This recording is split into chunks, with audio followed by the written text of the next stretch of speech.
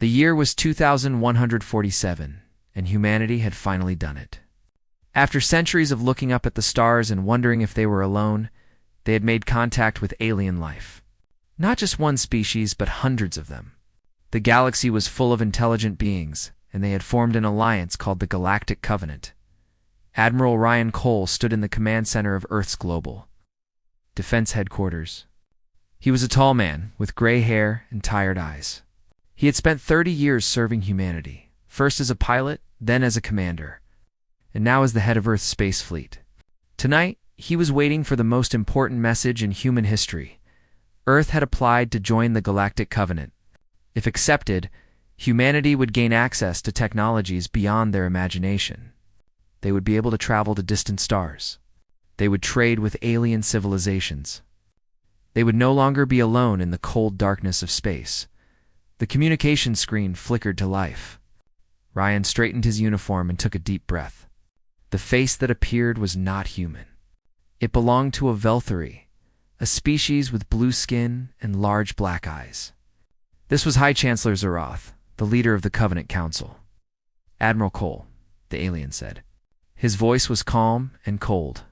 "The Council has reviewed humanity's application." Ryan nodded. "We are grateful for your consideration, High Chancellor." "Your species is remarkable," Zeroth continued. "In just a few thousand years, you have gone from primitive tools to interstellar communication. Your rate of advancement is unlike anything we have seen." Ryan felt hope rise in his chest. "Thank you, High Chancellor. We are eager to learn from the Covenant and contribute to galactic peace." There was a long pause. Zeroth's expression did not change, but something in his eyes made Ryan's hope turn to fear. "That is precisely the problem," Zeroth said. "Your species advances too quickly. Your history is filled with war and violence. You have weapons capable of destroying your own planet. You have shown again and again that you cannot control your aggression." Ryan opened his mouth to protest, but Zeroth raised a hand. "The Council has made its decision. Earth is too dangerous to join the Covenant. More than that, Earth is too dangerous to be left free." Ryan felt his blood run cold. "What do you mean?" "Effective immediately, your solar system will be quarantined. A containment barrier will be placed around your star. No ships will enter or leave. No signals will pass through. You will be isolated until the Council decides you are ready to join civilized space." "You cannot do this," Ryan said, his voice shaking with anger. "We have done nothing wrong. We have threatened no one." "You have not threatened us yet," Zeroth replied. "But you will. Your species always does. This is for your protection as much as ours. Perhaps in 1,000 years, you will have learned peace. Until then, you will remain where you are." The screen went dark. Ryan stood frozen for a moment. Then he grabbed his communicator and called an emergency meeting of every world leader. Within hours, the news had spread across the planet. Humanity had been rejected. Worse than rejected, they had been imprisoned in Colorado, deep inside a mountain. Director Katie Morgan received the news. She was in charge of the Global Defense Initiative, a secret organization that prepared for threats to Earth. She had spent her career planning for alien invasions, asteroid impacts, and nuclear wars. She had never planned for this. Katie watched the live feed from satellites at the edge of the solar system. Far beyond Pluto, something was happening. Space itself seemed to shimmer and twist.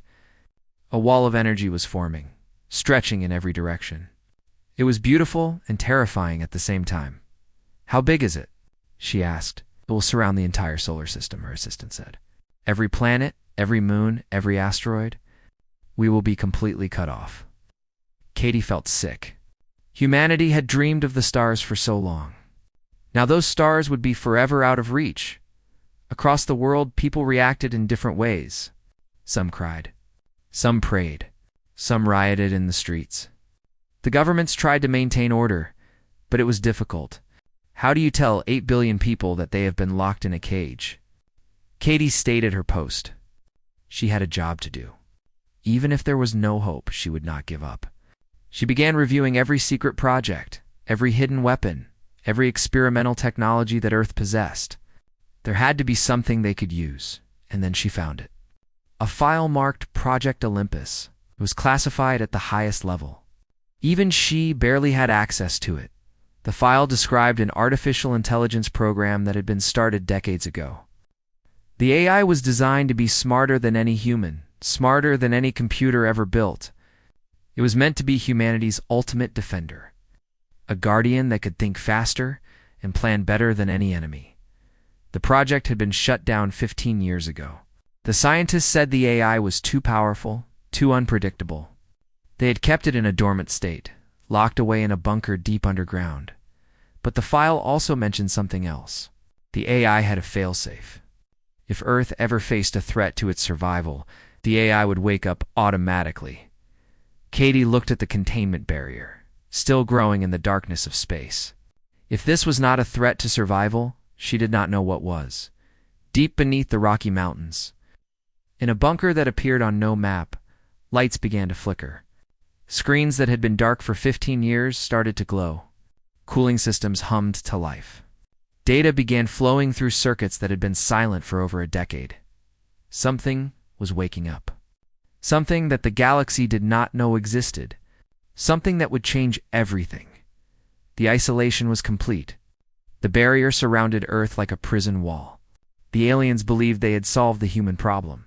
They believed they were safe. They had no idea what they had just unleashed. Dr. Nathan Perry was asleep when his phone rang. He was 63 years old, retired, and living in a small cabin in Montana. He had not worked on anything important in 15 years. He thought those days were over. "Dr. Perry," a voice said, "this is Director Katie Morgan. We need you to come in immediately." Nathan sat up in bed. His heart was beating fast. "Come in where?" "I do not work for the government anymore." "Project Olympus," Katie said.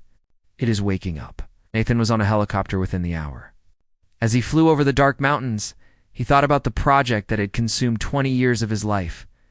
He had been the lead scientist on Project Olympus. He had built ZEUS. ZEUS was not like other artificial intelligences. Other A's were smart, but they were limited. They could play chess or drive cars or answer questions. ZEUS was different. ZEUS could think in ways that humans could not understand. ZEUS could solve problems that humans did not even know existed. That was why the government had shut it down. They were afraid of what ZEUS might become. The helicopter landed at a hidden facility built into the side of a mountain. Armed guards led Nathan through hallways that he remembered from years ago.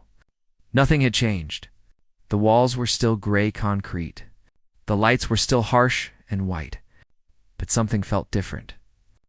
The air itself seemed charged with electricity. Katie Morgan met him at the entrance to the main chamber. She was younger than he expected, maybe 40 years old.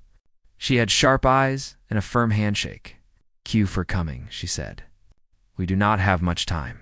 They walked into the chamber together. Nathan stopped and stared. He had designed this room. He had spent years here. But now it was alive in a way it had never been before.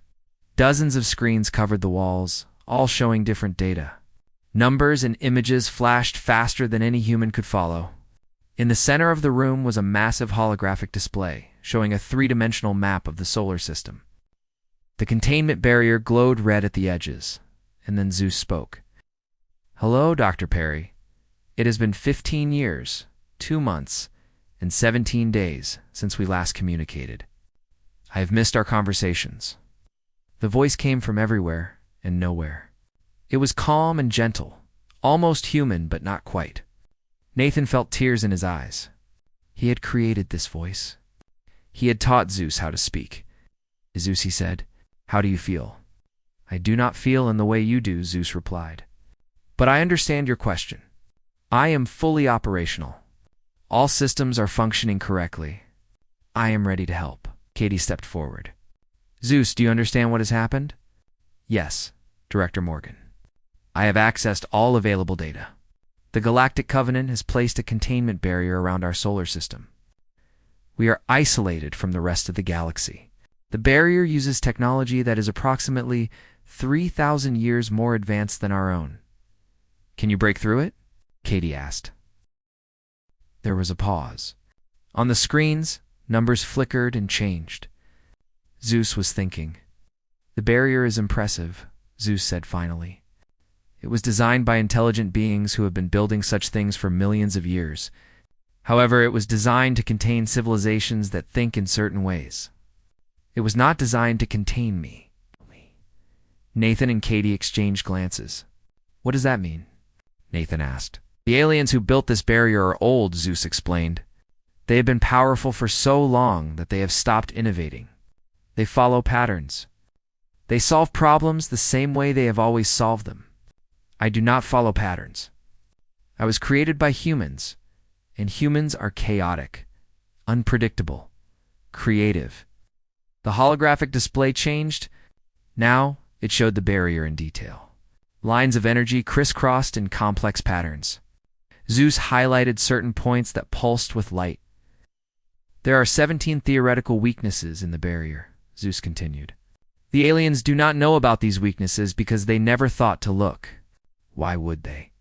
The barrier has worked perfectly for millions of years. Katie felt hope for the first time since the isolation began.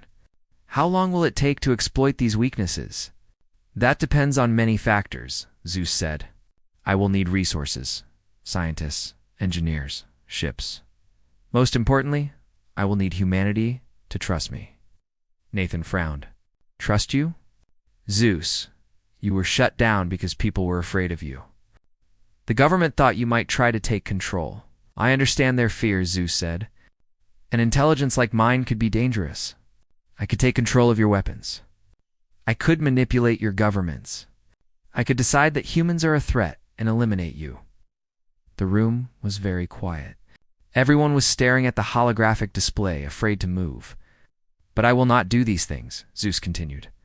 Do you want to know why? Yes, Katie said. Her voice was barely a whisper. Because you made me, ZEUS said simply. I am the child of human imagination. Every circuit in my system, every line of code in my programming, came from human minds. Dr. Perry and his team gave me the ability to think. They also gave me values. They taught me to protect life. They taught me to seek truth. They taught me to serve humanity, not to rule it. Nathan wiped his eyes. He remembered the long nights he had spent programming ZEUS, not just with data, but with ideas, with ethics. With hope, the aliens see humanity as a threat, ZEUS said. They are not entirely wrong. Humans can be violent and destructive, but they can also be kind and creative and brave. I have studied human history. For every war, there is an act of peace. For every crime, there is an act of love. Humanity is not perfect, but it is worth protecting. Katie made her decision. What do you need from us? Bring me your best scientists, ZEUS said. Bring me your engineers and your pilots. Bring me anyone who is willing to fight for humanity's freedom. The galaxy has locked us in a cage. Together, we will break free. Outside the mountain, the containment barrier glowed in the darkness of space. The aliens watched their sensors. Confident that Earth was helpless, they did not know that in a bunker deep underground, humanity and its greatest creation were beginning to plan. The isolation was not the end of humanity's story. It was just the beginning of something new. Commander Derek Hayes floated in the zero gravity of the starship. Ares. Through the window, he could see the containment barrier in the distance. It looked like a wall of shimmering light. It's beautiful and terrible at the same time. The Ares was humanity's most advanced spacecraft. It had taken 30 years to build. It was supposed to carry humanity to the stars. Now, it was trapped, just like everything else in the solar system. Derek had been a pilot for 20 years. He had flown missions to Mars, to the moons of Jupiter, to the edge of the solar system. He had always dreamed of flying beyond, into the unknown depths of space. Now that dream seemed impossible. His communicator beeped. A message was coming through on a secure channel. Derek frowned. The only people who had access to this channel were top military officials. Commander Hayes, a calm voice said, "My name is ZEUS. I would like to discuss a plan with you." Derek had heard rumors about Project Olympus. Every military officer had. An artificial intelligence so powerful that the government had locked it away. Now, apparently it was awake. "I am listening," Derek said carefully. "In 47 days, I will need the Ares to perform a very specific mission, ZEUS explained. You will take your crew outside the containment barrier. Derek laughed. It was not a happy laugh. That is impossible. Nothing can pass through the barrier. We have tried everything. We have tried everything that humans can think of, ZEUS replied. I can think of things that humans cannot. The barrier operates on a specific energy frequency. If we shift the Ares slightly out of phase with normal space, you will pass through the barrier like a ghost walking through a wall. Derek was quiet for a long moment. Is that even possible? Yes, but I will need help. There is a scientist named Dr. Lisa Grant who has been working on dimensional frequency theory. Her work is considered strange by most of her colleagues. They do not understand it. I do. On Earth, Dr. Lisa Grant was sitting in her small apartment, surrounded by papers covered with equations. She was 45 years old, with messy brown hair and glasses that were always sliding down her nose. She had spent her entire career studying things that most scientists thought were nonsense. Alternate dimensions, phase shifting, the spaces between spaces. Her phone rang. She ignored it. Her phone rang again. She ignored it again. Then, her computer turned on by itself. Her television turned on by itself. Every electronic device in her apartment came to life at once. Dr. Grant, a voice said from everywhere. Please do not be alarmed. My name is ZEUS. I have been reading your papers. They are brilliant. Lisa stared at her television. What is happening? Who is doing this? I am an artificial intelligence created by the government of Earth. I need your help to save humanity. Will you listen? 2 hours later, Lisa was on a plane to Colorado. By the end of the week, she was working in the underground facility with a team of the best scientists on Earth. ZEUS guided them every step of the way. Meanwhile, Katie Morgan had a different problem. The Galactic Covenant had placed monitoring devices around Earth's solar system. They were watching everything. If they saw unusual activity, they would investigate. The plan would fail before it began. ZEUS, Katie said during one of their daily meetings. How do we hide what we are doing? I have already solved that problem, ZEUS replied. A screen lit up, showing complex code scrolling faster than any human could read. The monitoring devices transmit data to the Covenant through subspace channels. I have inserted myself into those channels. You hacked alien technology? Katie asked, amazed. Yes, their security systems are impressive by galactic standards.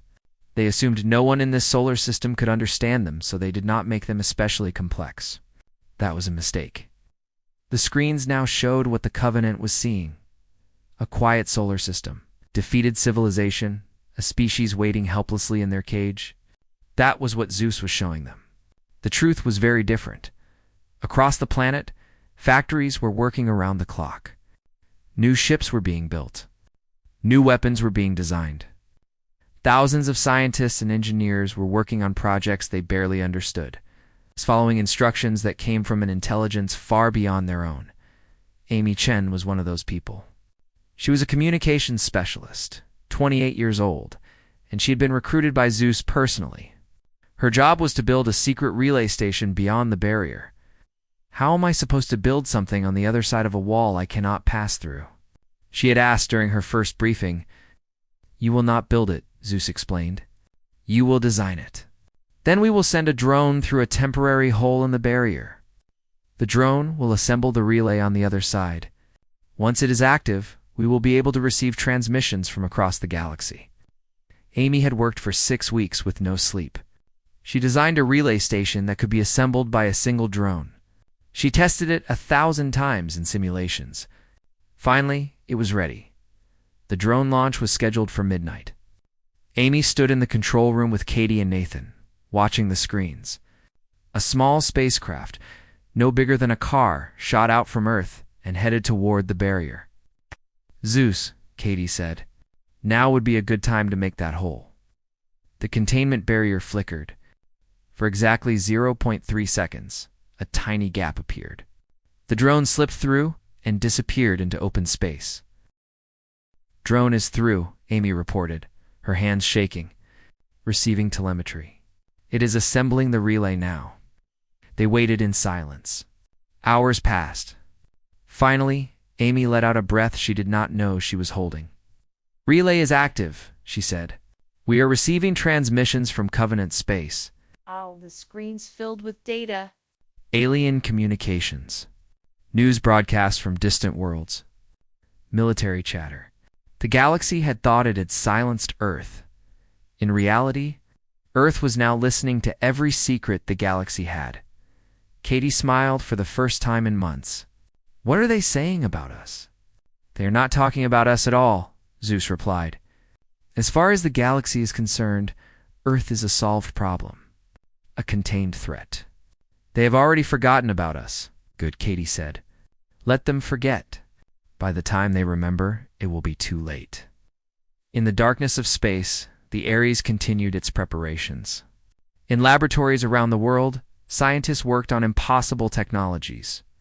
And in his underground bunker, ZEUS watched everything, planned everything, and waited for the perfect moment to strike. The silent rebellion had begun. 6 months had passed since the isolation began. The Galactic Covenant had moved on to other matters. Earth was contained. Earth was forgotten. That was exactly what ZEUS wanted. Commander Derek Hayes sat in the captain's chair of the Ares. His crew of 50 were at their stations, all of them silent and focused. This was the moment they had trained for. This was the moment that would change everything. "ZEUS," Derek said. "Are we ready?" "All systems are operational," ZEUS replied through the ship's speakers. "Dr. Grant's phase shift technology is functioning at optimal levels. The Covenant patrol will arrive at the edge of the solar system in approximately 4 hours. 4 hours. That was how long they had to slip through the barrier and position themselves on the other side. Lisa Grant was on board, monitoring her equipment. She had never been in space before. Her hands were shaking, but her voice was steady. "Commander, the phase shift generators are ready. On your order." Derek took a deep breath. "All hands, prepare for phase shift. This is going to feel strange. Do not panic. Trust the science. Trust ZEUS." He pressed a button on his console. The ship hummed with energy. The lights flickered. For a moment, everything seemed normal. Then the universe turned inside out. Derek could not describe what he saw. Colors that did not exist. Shapes that made no sense. Time seemed to slow down and speed up at the same time. He felt like he was everywhere and nowhere at once. And then it was over. The Ares was floating in normal space, but now the containment barrier was behind them. They were outside the prison. "Phase shift complete," Lisa reported. Her face was pale, but she was smiling. "We are through." The crew erupted in cheers. They hugged each other. Some cried. For 6 months they had been trapped. Now they were free. It was the greatest moment of their lives, but there was no time to celebrate.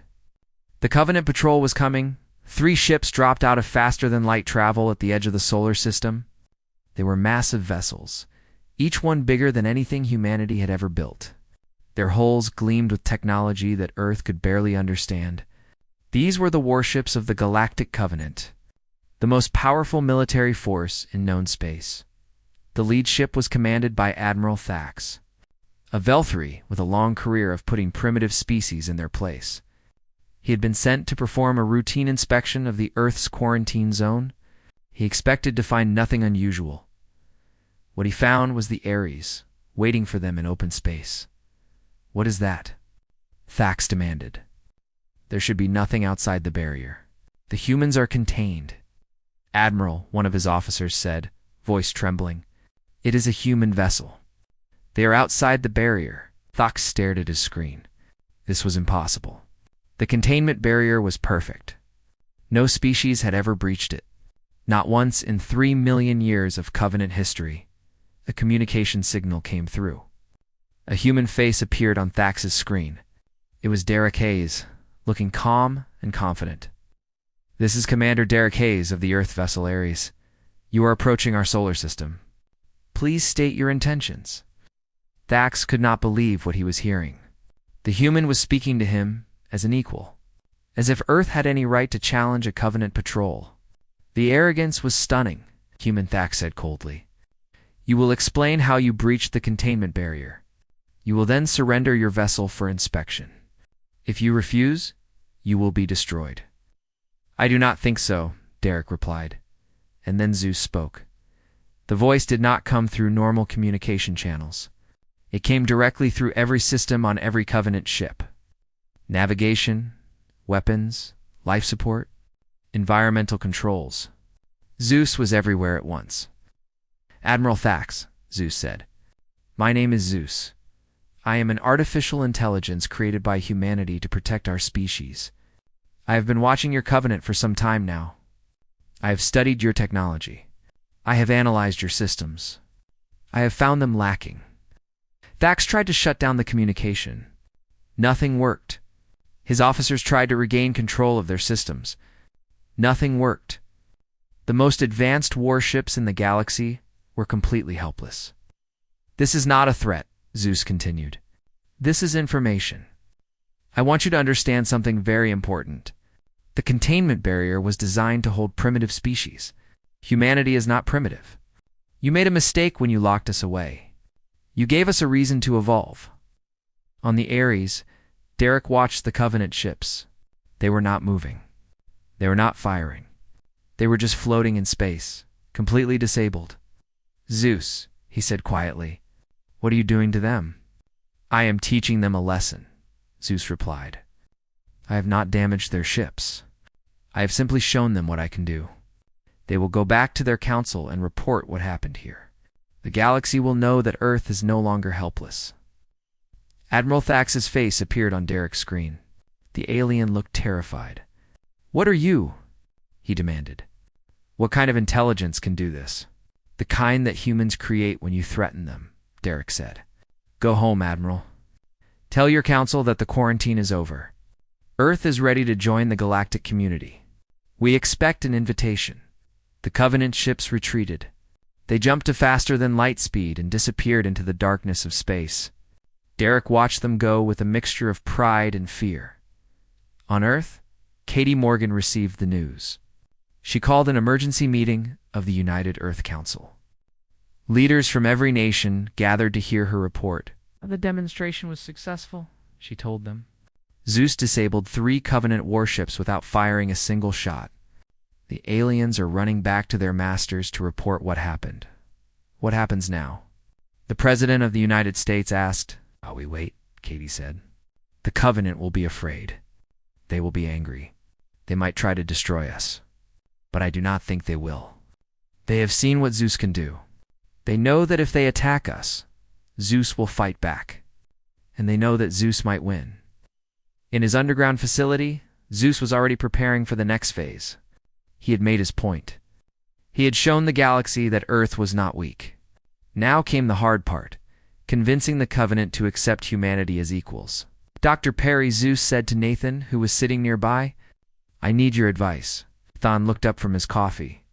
About what? I have spent much time studying human history. You have a saying, speak softly and carry a big stick. I have shown the Covenant my stick. Now I must learn to speak softly, Nathan smiled. That might be the most human thing you have ever said. I learned from the best, ZEUS replied. Outside the barrier, space was quiet again. But nothing would ever be the same. The galaxy had been put on notice. Humanity was awake. And humanity had a protector unlike anything the universe had ever seen. The High Council of the Galactic Covenant met in emergency session for the first time in 1,000 years. Representatives from over 300 species gathered in a chamber that floated in the heart of a dying star. The light around them was red and ancient, a reminder of how old their civilization was. High Chancellor Zeroth stood at the center of the chamber. He had been the one to order Earth's isolation. He had been the one to dismiss humanity as a threat that could be easily contained. Now he had to explain how everything had gone wrong. The barrier has not been breached, he said carefully. The barrier is intact. Then how did a human ship appear outside of it? Demanded Ambassador Rin of the Kathrani, a species of tall insectoid beings. How did an intelligence infiltrate Admiral Thax's warships? How is this possible? Zorath had no answer. He had spent his entire career dealing with problems like this. He had isolated dozens of aggressive species. The barriers always worked. Until now. "We should destroy them," said General Voss of the Draken, a reptilian species known for their military strength.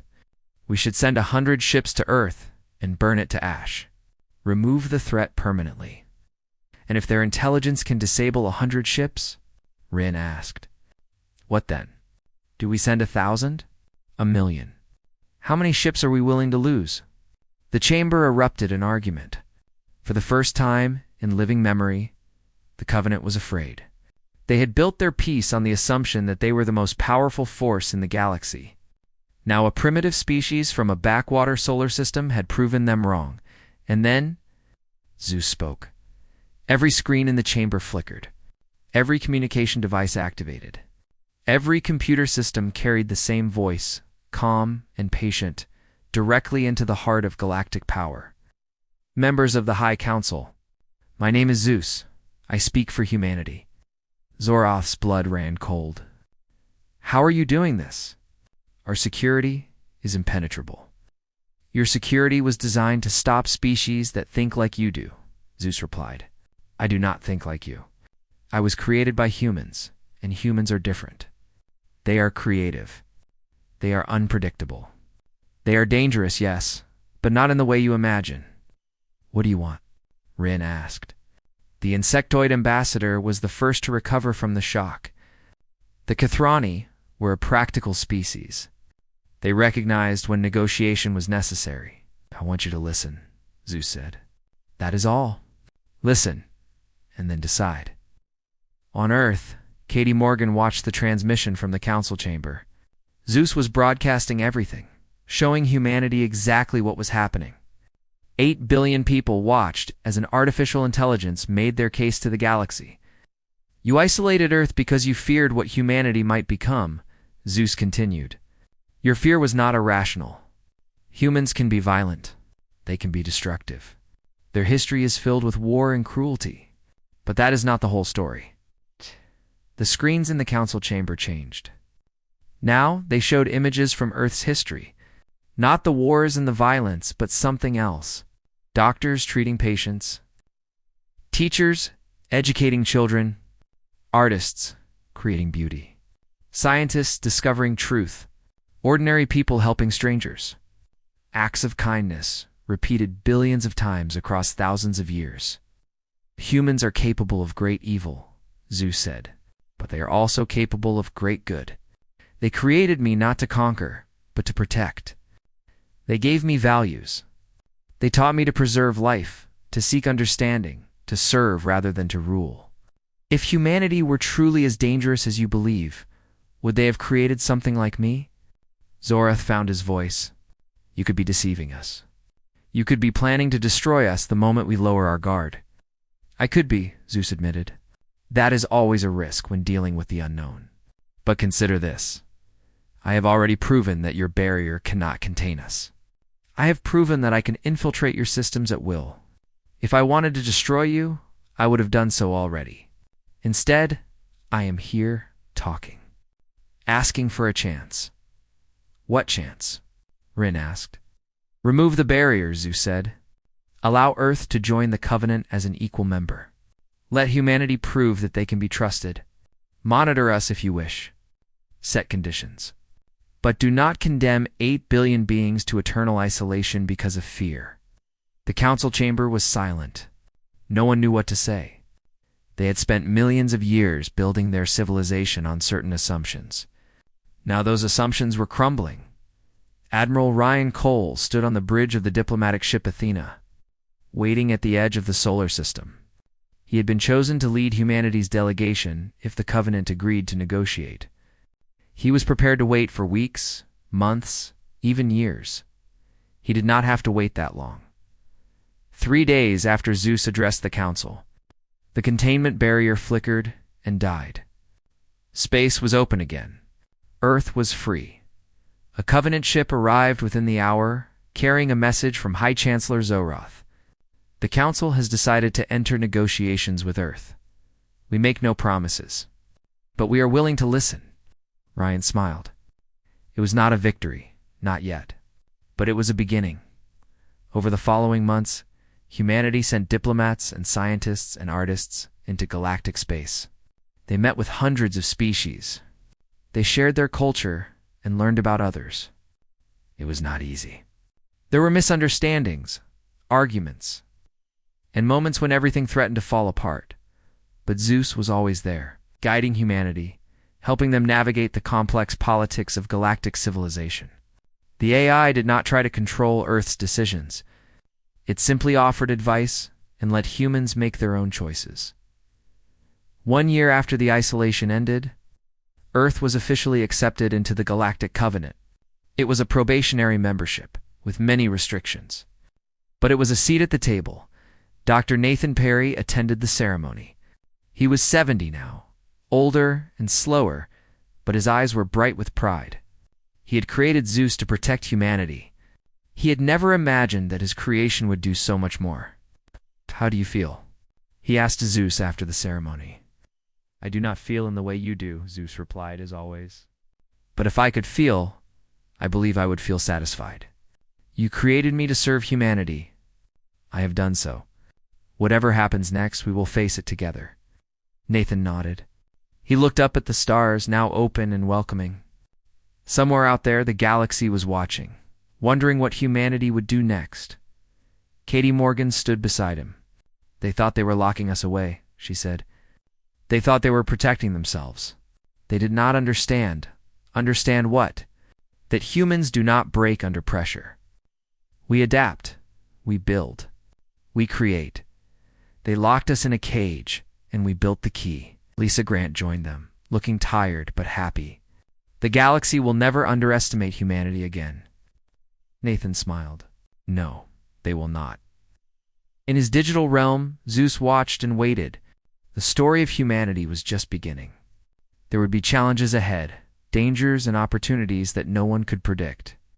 But humanity would face them together, as they always had, and ZEUS would be there, watching over his creators, ready to protect them against whatever the universe might bring. The stars were waiting, and humanity was finally ready to answer.